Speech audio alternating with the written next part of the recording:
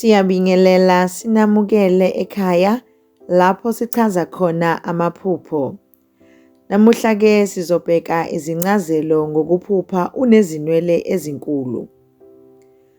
Ukuphupha unezinwele ezinkulu kungachaza amandla, ubuwena, ukuvikelwa komoya, inhlanhla nesithunzi sakho phakathi kwabantu. Uma izinwele zakho zizinde futhi zibukeka zizinhle, lokhu kungasho ukuthi uzoba nenhlanhla ezintweni ozenzayo.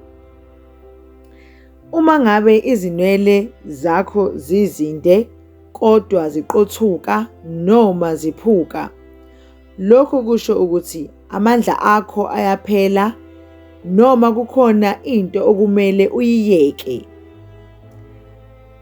Ukuphupha unezinwele ezinkulu kuwuphawu lobukhulu bakho, amandla akho, nesigaba esisha empilweni yakho.